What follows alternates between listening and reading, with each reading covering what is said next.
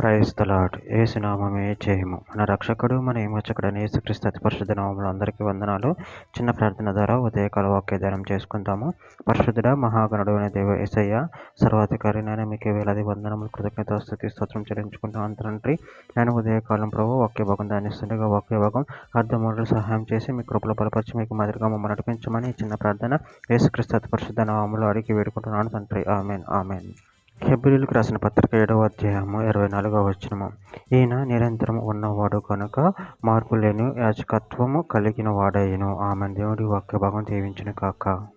ప్రభునందు ప్రియులారా, ఇక్కడ వాక్య భాగంలో గమనించినట్లయితే ఈయన నిరంతరం ఉన్నవాడు కనుక మార్పు లేని యాజకత్వము కలిగిన వాడాయను.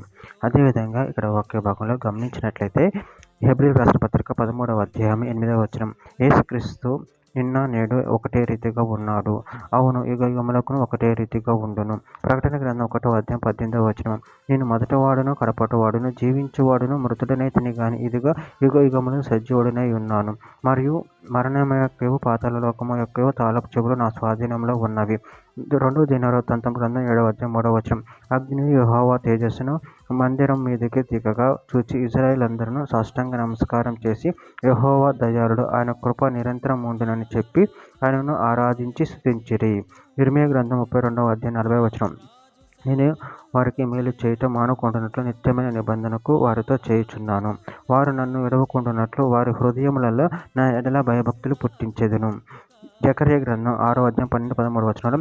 అతనితో ఇట్లను సైన్యములకు అధిపతికి యెహోవా సెలవిచ్చినదేమనగా, చిగురు అను ఒకడు కలడు, అతడు తన స్థలంలో నుండి చిగురించును, అతడు యెహోవా ఆలయం కట్టును, అతడే యెహోవా ఆలయం కట్టును, అతడు ఘనత వహించుకొని సింహాసీనుడై ఏలును.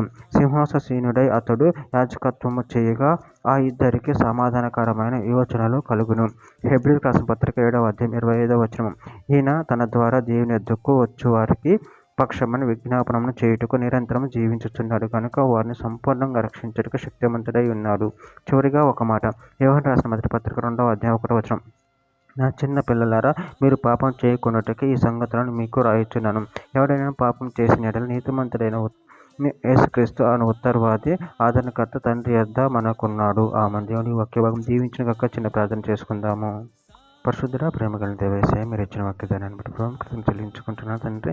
మీరే మాకు ఉత్తరవాది అయిన దేవుడే ఉన్నారు తండ్రి, యాజకత్వం నిర్వహించే దేవుడే ఉన్నారు ప్రభావ. దాన్ని బట్టి కృతజ్ఞతలు చెల్లించుకుంటూ మీ ప్రేమ కృప మమ్మల్ని నిరంతరం కాచి కాపాడమని చిన్న ప్రార్థన యేసు నామములో అడిగి వేడుకుంటున్నాను తండ్రి. Amen amen amen.